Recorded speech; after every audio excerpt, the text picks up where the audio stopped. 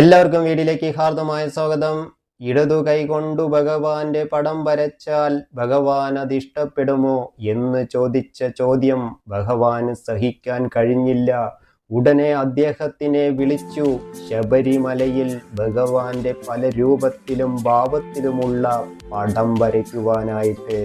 വരയ്ക്കുന്നത് ഇടതു കൈയോ വലതു കൈയോ ആയിക്കോട്ടെ, പക്ഷെ അദ്ദേഹം വരയ്ക്കുന്ന ഓരോ പടവും വളരെ മനോഹരമായിട്ടാണ് വരയ്ക്കുന്നത്.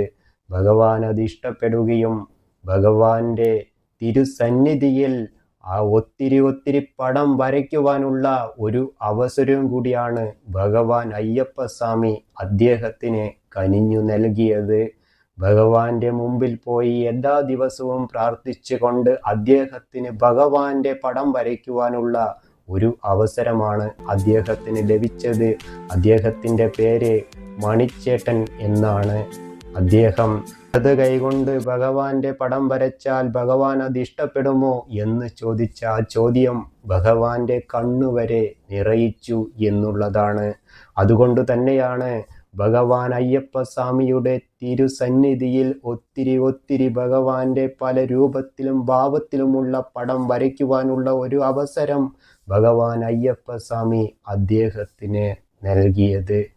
അദ്ദേഹത്തിന് കയറി പടം വരയ്ക്കുവാനൊക്കെ ഹൈറ്റുള്ള സ്ഥലങ്ങളിൽ ഒത്തിരി ബുദ്ധിമുട്ടുകളുണ്ട്.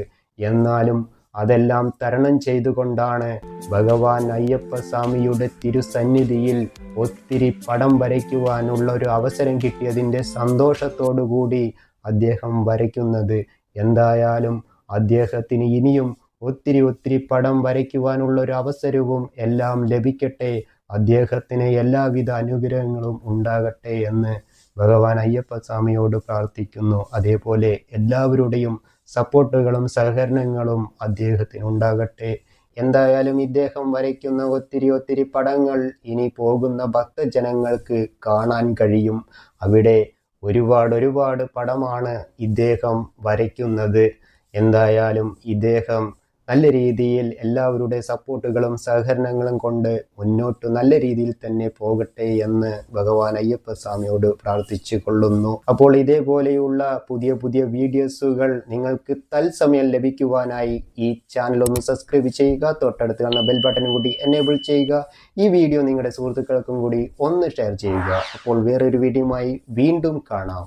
Okay, by.